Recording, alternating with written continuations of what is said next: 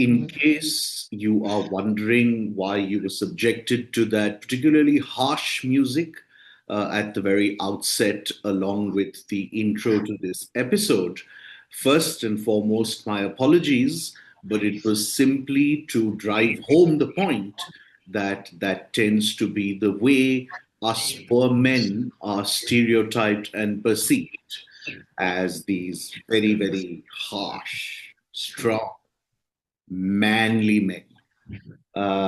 And therefore, today's edition of Talk Therapy, brought to you by Driveway Devi, is aptly titled Man Enough to Feel. As you can tell, probably from the title, we are going to examine the way masculinity is defined and perceived, and perhaps see if there is an opportunity to recast this status quo that us poor men also suffer as a result of. But before we get into that, let me introduce our guest because I also find that it is, if at all, uh, only psychologists who tend to even address men and men's issues. So at least us poor men again find some place and space in discourse between psychologists. And the individual joining us today is a young, very creative psychologist and the founder of a beautiful platform called Couch Conversations that we'll talk about more. And actually, it was she who even suggested this theme, which is very important. But I will confess, wouldn't have been the first thought that occurred to me, despite being allegedly a man. So, without further ado, I would like to welcome Muskan and really, really express my gratitude for making the time to have this conversation and for suggesting this specific theme. Welcome. Thank you so much, Karthik. I am definitely excited to talk about this topic because, as I told you, that it was very, very fresh in my head at that time. I had just gotten out of a session, and I thought that what better than talking about men's mental health because June was the month that was about men's mental health awareness. So let's end that month on this note. Wonderful. Now, before we get into the theme that we've sort of identified, I would love for you to tell our viewers two things. One, a little bit about yourself and your professional therapeutic practice, and two, also about couch conversations, because amongst a slew and ocean of content creators, and there are now a fair few, even in the realm of wellness, psychology, etc. I found it so very refreshing to see your content because it seemed to me very unfiltered, extremely creative, non preachy, engaging, immersive. So, yeah, tell us about your therapeutic practice and about couch conversations. Okay. So I started practicing 2.5 years back after my master's, which I did in clinical psychology. And then I was a newbie in the psychology field. So I knew that I had to take in much more efforts to, upskill myself and then get into the proper therapeutic setting.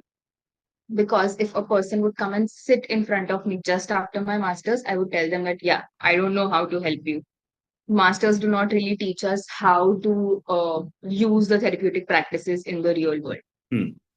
So, So are you, in after other words, trying to say that only the real world will teach you, in that only experience will teach you? experience will teach us. Um, and that's how, while exploring my options, I came across this course called PGD in counseling psychology that was happening in Xavier's. and it was pitched to me by a friend, and I really liked the idea of it because it was completely practical, and it wasn't even a regular college. You had to go alternate days. So I went in and got a lot of experience through that. We were under supervision for that whole year. We were pushed to take clients, so that was really helpful for us. And after that, only I started taking my own clients. And that's how, after I think 6, 7 months into that course, I started my own page, Couch Conversations. I wasn't very sure about how to go about it. So I did not start posting right away. I just introduced myself and let it be for some time. And then once I started seeing a lot of posts, understanding how my way of talking would be and understanding would be of that page, that's when I started posting reels. And it was never about engagement or getting clients from that Hmm. Hmm. platform. It still is not. It's just about how I can talk about some issues that are also in my life, which might also be in your life.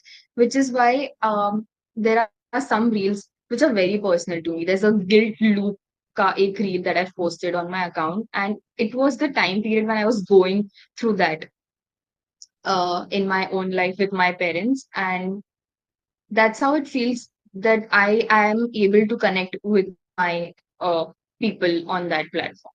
Yeah, but you know what? So that I'm sorry I'm interrupting. There are two things that stand out that I'd like to reiterate. One is that as somebody who's been part of the media for fairly long, the authenticity shows very clearly. It's tangible, it's palpable, and at the end of the day, particularly in an environment where there's an oversupply of content and content creators, it is really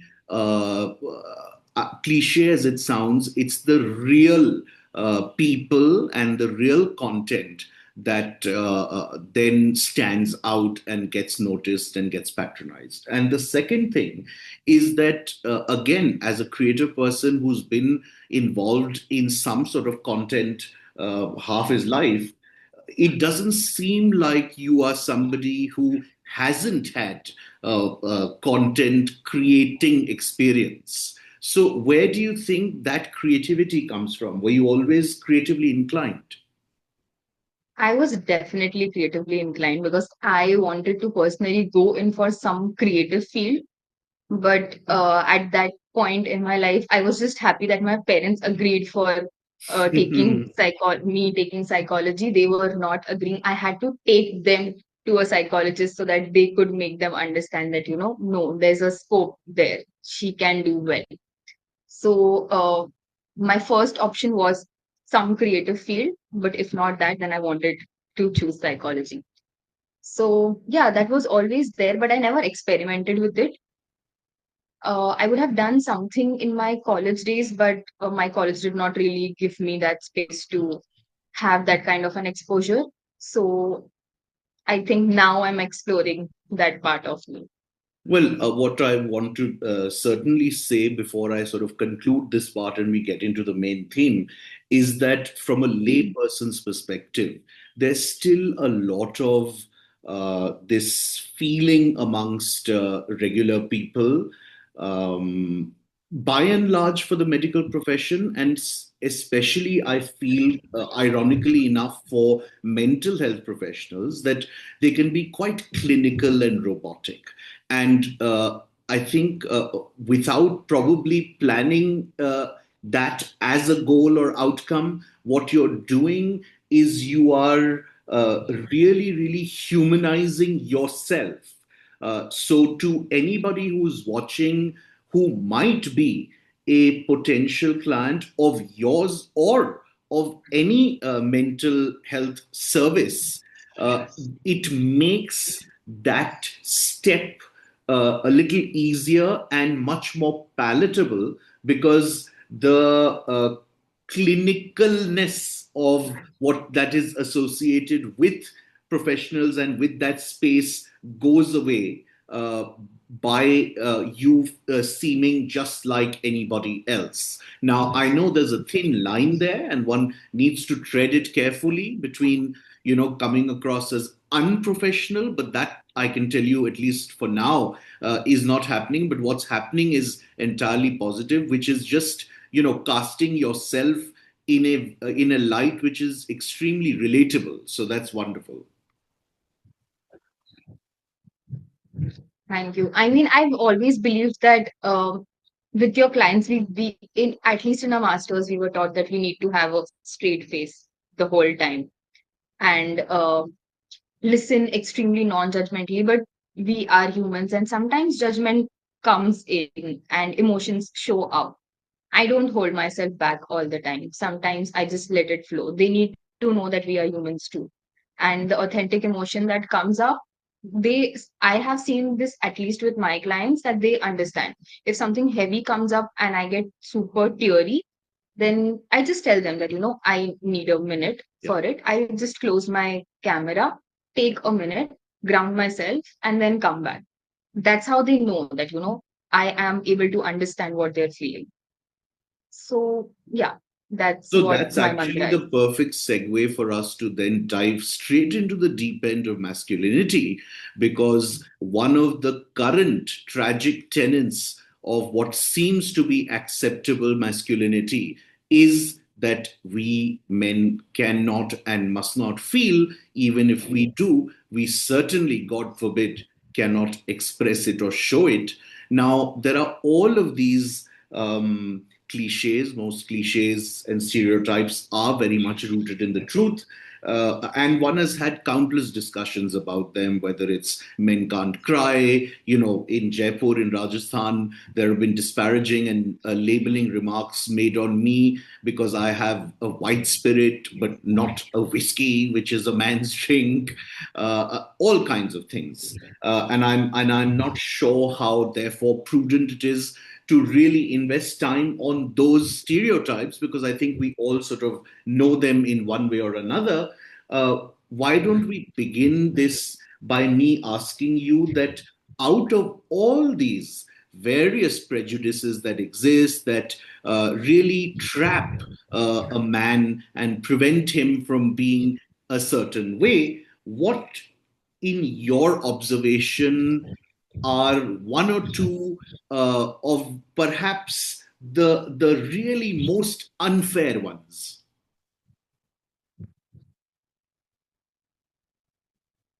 Okay. Um, so since I'm nearing to the age where, according to society, I am supposed to get married, um, I've seen a lot of people around me, my relatives and my cousins who are going to get married and stuff. When they look into the men that they are going to get married, as in using different sites where matrimonial sites, the first thing that they look is that iska package kya hai, Hmm. and it feels really unfair that uh, maybe you are not earning that much, but you're expecting the man to earn that much, and that puts a lot of pressure on men. I also have a lot of male friends who I talk to on a regular basis about these things, and they are also getting to that age where they might get married, Hmm. not need to, might get married, and they feel that pressure as well. That if I am not feeling settled, and what settlement means for them is earning more than the girl, Sure.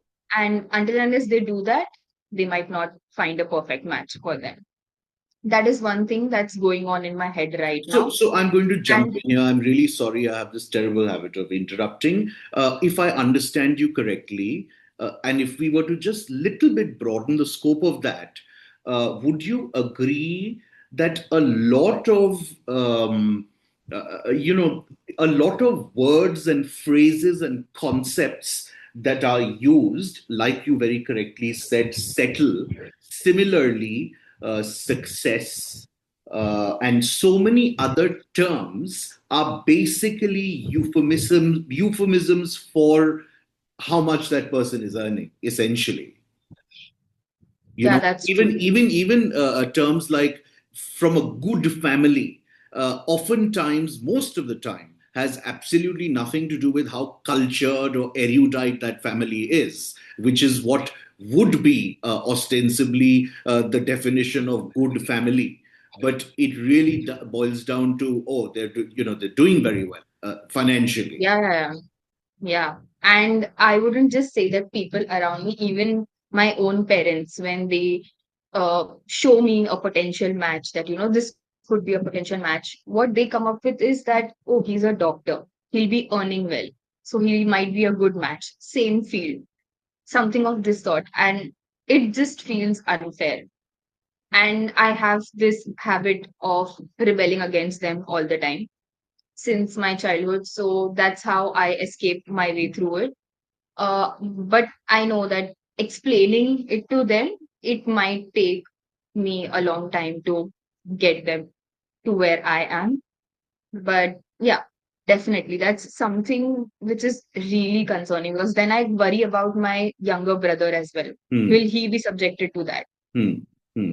And I Absolutely. try to uh, put my opinions out in front of my parents so that they understand that, if you are subjecting me to that kind of a thing, then my brother will also be subjected to something like that. And it's not just about being personal. With this, I think they will also try to make their friends understand that, don't do this. But I think it's a long way to go still.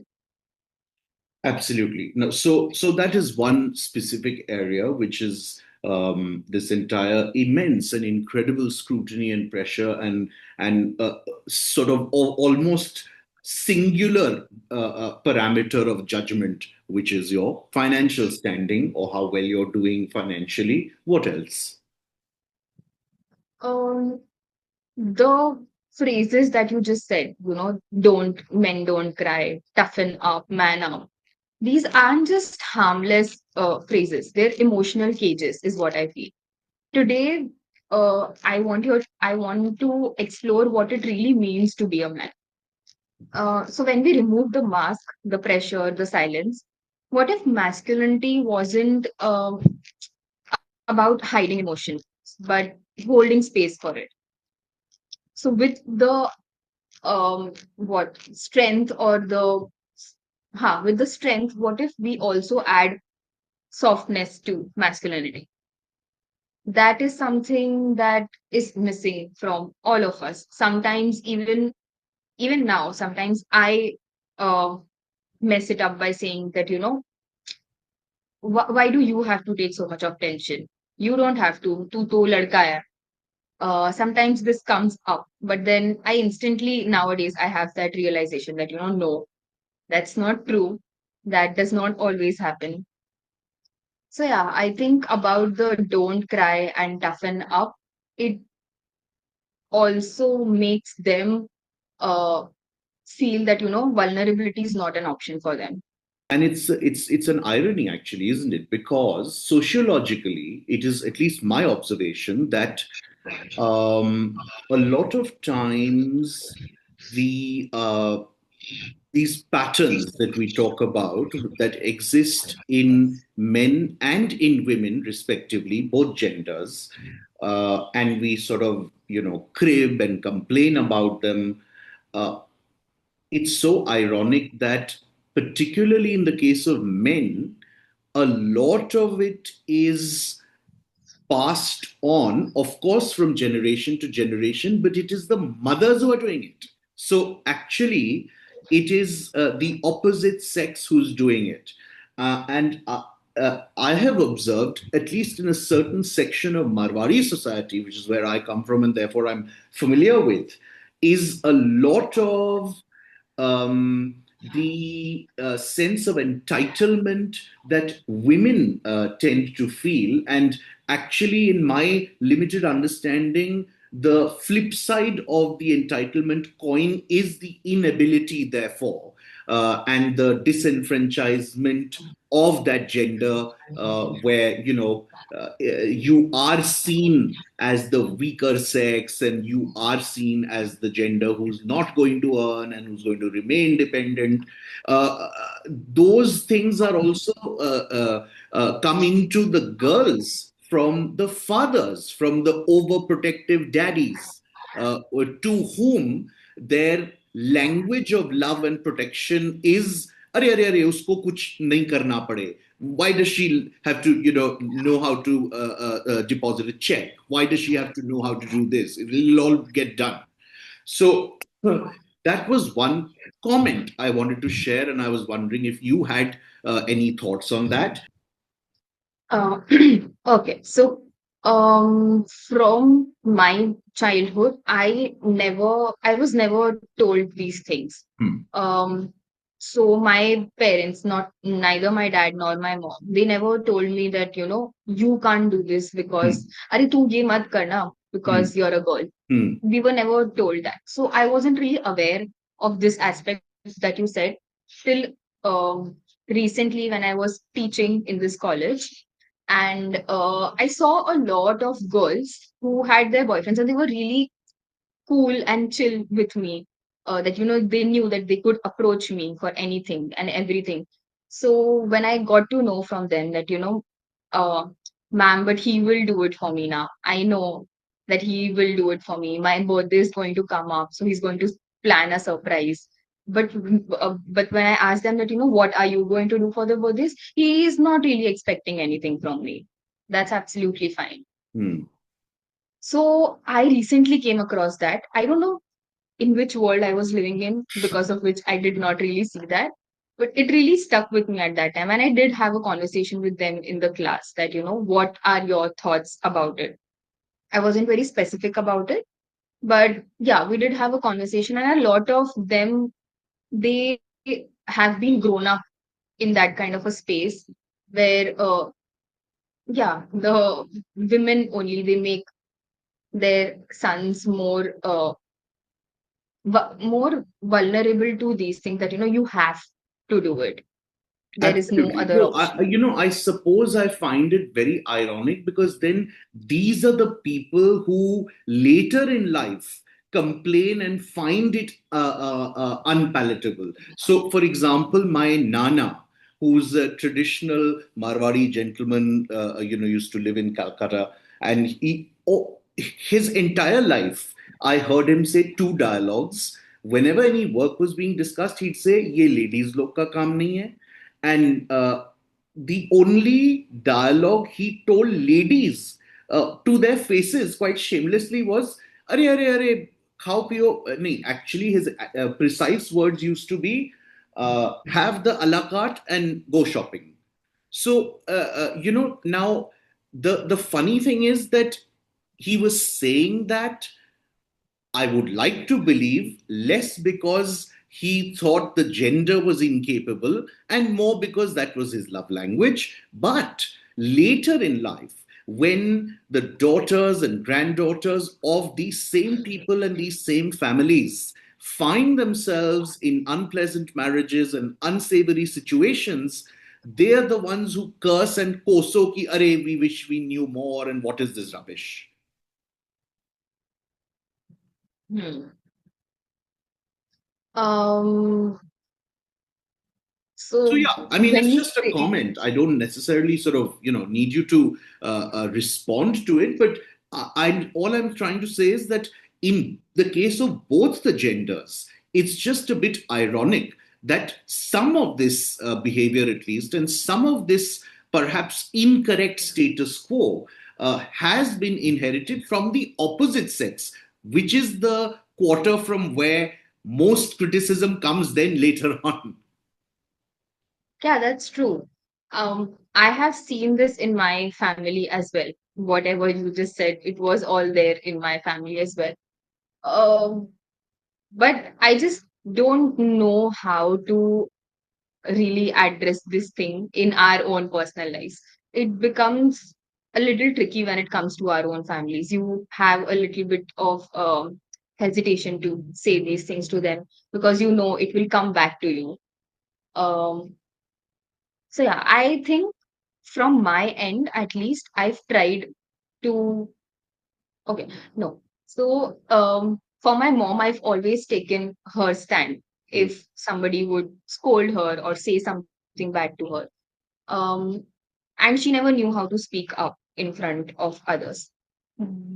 While my father would also not really support her at that time, but then I've seen how my father grew to support my mom and support that, you need to speak up now for yourself. Hmm. We Hmm. can't always be there. Hmm. I have started to see that change in my own family recently, but I know that there's still a lot of work to do in our society as a whole. Of course, absolutely. But the thing is that in these kinds of things where we talk about a complete social construct and paradigm being changed, it won't happen like a revolution, right? It's not like overthrowing Yeah. a treacherous government. It has to happen individual by individual. In every micro construct there will hopefully be that one individual who will stop that ripple effect for his or her immediate sort of circle of life, and that correction will then take place in that family, and that's how it'll proliferate, hopefully. And speaking of proliferation, the toughest thing in the world to do is to sort of upset the apple cart, an apple cart that's been moving steadily along for generations, and try to redefine these things, because you're immediately again labeled as all kinds of things. So talk a little bit about how and where one can even begin this sort of process. I think what where we can begin is the gendered upbringing that comes out. So if men play with dolls, if the boys, the little boys, if they play with dolls, it's not really appreciated in our culture. And it seems that, they are being very soft with their emotions, and that's not how it should go about it. Women, whereas girls, it's okay for them to play with dolls. Boys are always given um, cars and bat and ball to And guns. go. And I think that's the first thing that comes to my head, that, gendered upbringing. Once you start focusing on that, keeping it gender neutral, uh, that's when they understand that, okay, this is for both of us, and this is how I can be strong and soft at the same time. So that's what comes to my head first. Later on, I think gendered parenting, then upbringing, okay, this is the first step. Then parenting is I think it's the root cause of all of this. Once, and even I understand that where our parents come from, because culturally generations से हमें यही सब कुछ सिखाया गया है. So I know that how difficult it would be to break that cycle. But I think even if this one generation they breaks it up, it will be a good cycle for us to continue then. Both extremely valid points. I want to add to what you've said, and please share if you agree, disagree, have a completely different perspective. एक तो जब भी हम, we talked a little earlier, you very rightly mentioned that a boy will be told, don't cry. Uh, when these kinds of statements are made, you are actually impacting both genders, because if you're telling your, for example, if you're telling your son this, and your daughter is in earshot and also receives that statement, she will come to her own conclusions. That's true, because the statement usually goes like लड़की के जैसे मत रो. So it does affect both the genders. That's true. But I would go so far as to say that, let's say there's a statement that does not mention ladki. Even then, the ladki will at least form whatever notion she forms of how men are supposed to be. So That's that was one thing I wanted to say. The other thing is that, it's while it is, you're absolutely right. It begins with parenting. it and you know, I was asked this question very recently at an event I was doing, because I've been a parent for 7 8 years and I've learned on the job. Kids don't listen if you tell them something, if you instruct them, or if you talk. Essentially, they listen by observation. And therefore, for example, if the father is to be seen by the son, himself experiencing the entire range and gamut of emotions, wherein there are instances where he's low and vulnerable and crying, and then at other times he's resilient, strong, quote unquote, etc. Only then, I suppose, will he have that same balanced inheritance of the softness that you were talking about. Because कई बार बोलने से नहीं होता है. That's true. That's very true. Um, I've seen this in my, so I'll give a personal example here. I've seen this in my brother as well. My dad would never cry and be that tough man before my grandfather passed away. And since my grandfather passed away, we've seen a very vulnerable side of him. We knew that how attached and how much he loved his father. And after that, whenever he gets really emotional about something, which is related to my grandfather, I've seen him cry multiple times in my life now.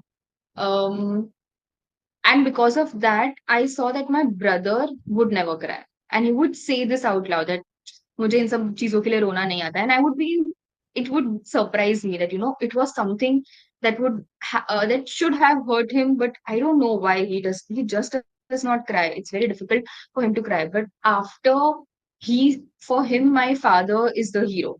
So when he started seeing my father getting emotional, he started getting emotional. And now I see it more often than before, that even if something small happens, he does not restrict himself. Yeah. And he just cries and he comes to me and tells me that, Didi, this is what happened and I don't know how to deal with it. I feel, and I did tell my dad recently about this, that, I am really proud कि आपके वजह से he is trying to show up these emotions. It's very important because maybe बचपन से नहीं, but in some families बचपन से men को सिखाया ये जाता है कि emotions is equals to weakness. And Absolutely. that's how anger becomes the only acceptable emotions in their life. I've seen this with a lot of people, with a lot of clients as well. But when boys are shamed for crying or needing support, they grow up emotionally suppressed. And that's how they, this is their understanding of strength, but that's not strength. It's just survival. That is how they are surviving. Later on, it all piles up and comes back and bites them. But yeah, I mean, this is what I had to say. And I think also one more point to be added, which I'm actually working on something for that, that there's lack of emotional vocabulary in men. Hmm. There's lack of it. I mean, now, majorly, I have men in therapy right now as my clients, and I've seen that they do not know how to label their emotions. And have you seen any kind of an emotional wheel? Yes, yes, of course. Yeah. So there's the concept of emotional wheel where all the emotions are there. What two emotions make up, all of these things are there.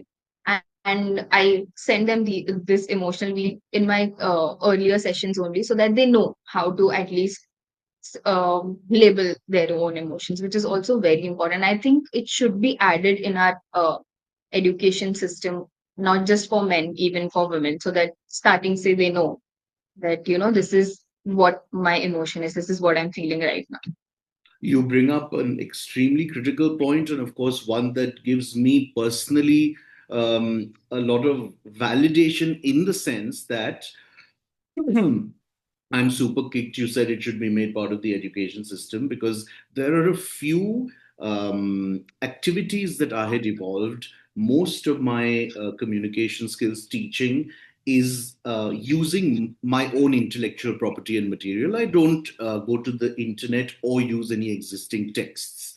And so there is a bunch of activities which is loosely, if one were to label it, could perhaps be called therapeutic writing. Now, one of these exercises that I make particularly kids in middle school do, and over a sustained period of time I have observed a, a tangible evolution in their own understanding and emotional depth, is I give them certain emotions and ask them to think about and write real life incidents that occurred in their own lives where they experienced those emotions.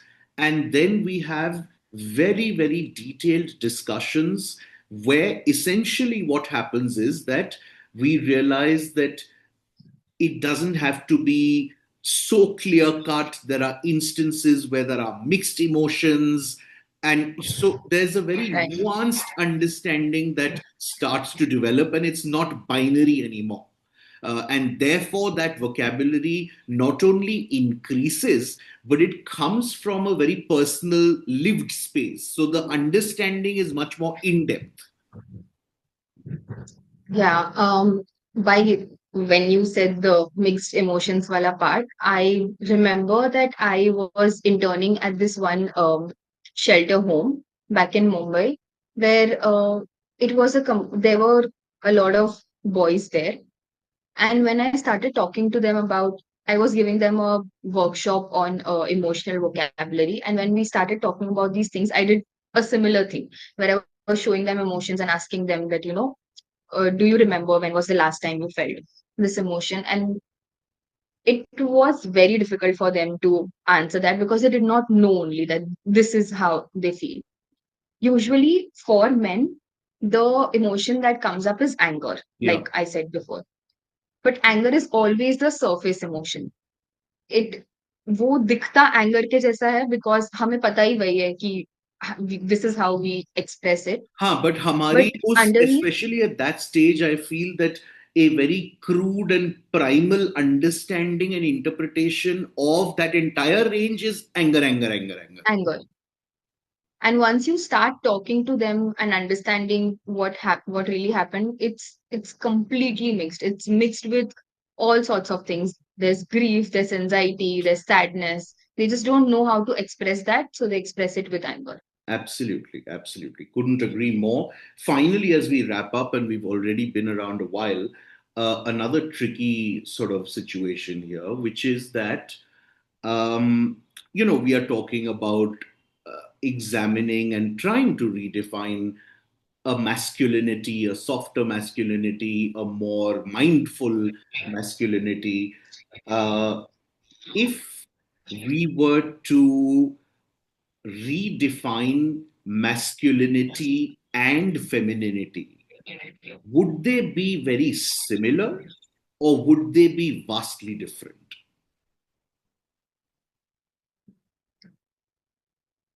I think it could be similar, but definitely there will be some kind of a difference there. Um, I think we can try to develop that, strength is not silence. It's the courage to feel, to Hmm, ask for help, hmm, to heal. Masculinity won't really be fragile. Uh, right now, it's just boxed in. hmm. It's not fragile, but it's boxed in. We need new definitions, like ones that include gentleness, connection, softness, safety. And if that is all feminine side says, then why not? Yeah, but I think it's sort of an interesting note on which to conclude this session, because it's certainly food for thought, and even to our viewers, watchers, listeners, it might be interesting to ponder a world where both genders have been completely redefined for the better, for the good, but those two new versions that emerge. What do you guys think? Would they be similar or would they be vastly different? Maybe in entirely different ways, but very, very vast the way it is today in terms of degree. So, yeah, it's been an interesting conversation. You know, these are conversations that are a little bit tough to really keep streamlined in a sense of a progression and logic and structure, because they tend to become tangential, they tend to become a bit philosophical.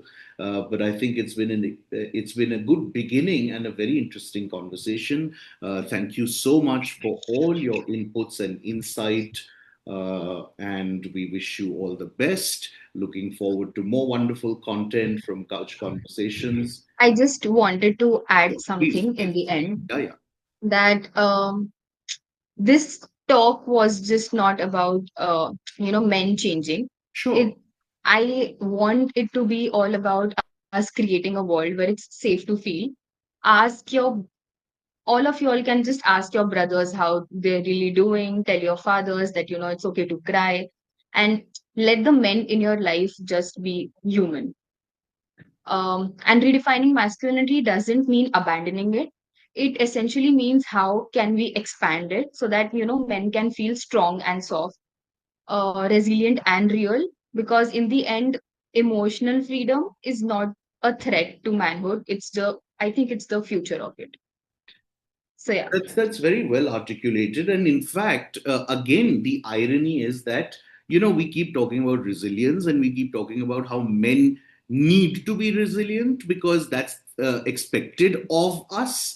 But where do you think that resilience will come from? Actually, that true resilience will only come if we are allowed to be vulnerable, we are allowed to seek help, and we are allowed to true. investigate and address these issues that are causing the distress. And that's when and where the resilience will come from. So it's all connected. That's true. That's true. Very Yeah. true. Wonderful. Great. Thank you so much again, and all the best. Thank you.